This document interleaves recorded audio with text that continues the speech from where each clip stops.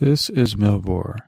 Tonight I will hold forth on the mechanical properties of wood, which is a subject of interest to all who are concerned in the rational use of wood, and to the forester also, by retrospection, suggests ways and means of regulating one's forest product through the conditions of production. Attempt has been made in numerous sources, in the light of all the data at hand, to answer many pressing questions, such as the effect on the quality of wood of the rate of growth, season of cutting, heartwood and sapwood, locality of growth, weight, water content, and steaming.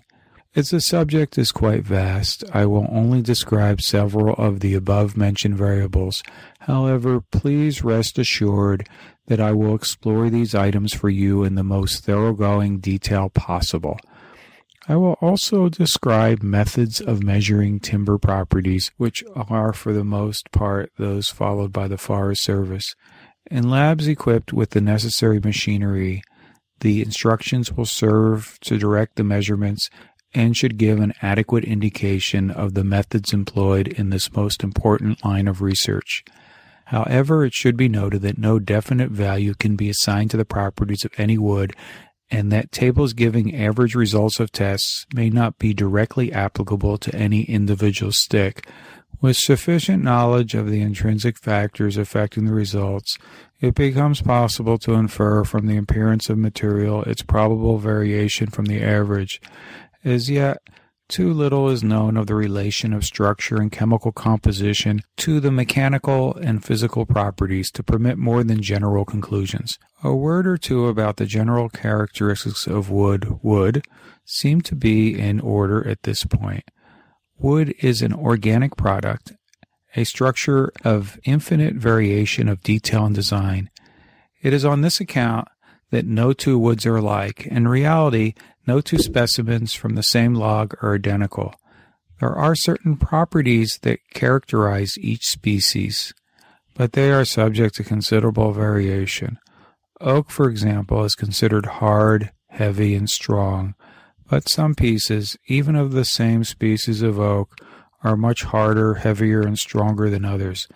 With hickory are associated the properties of great strength, toughness, and resilience, but some pieces are comparatively weak and brash, and ill-suited for the exacting demands for which good hickory is particularly adapted. Nevertheless, I should like to begin with the discussion of this very property of wood's hardness. The term hardness is used in two senses.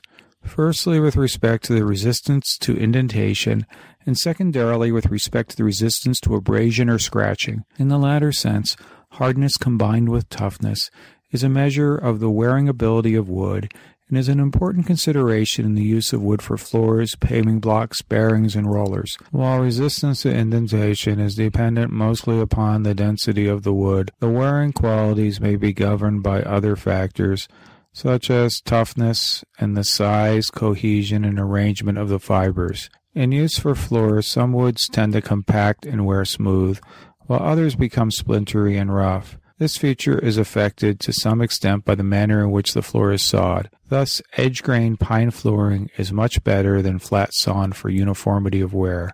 I should like to call out some examples of the comparative hardness of various types of wood, based on a variety of industry-accepted measurements. At the top of hardness are those woods, not surprisingly, known as hardwoods. Osage orange is at the top of the list for all parameters measured. After Osage orange comes the honey locust, followed by the swamp white oak, the post oak, the black oak, the red oak, the white ash, the beech, the sugar maple, the rock elm, the hackberry,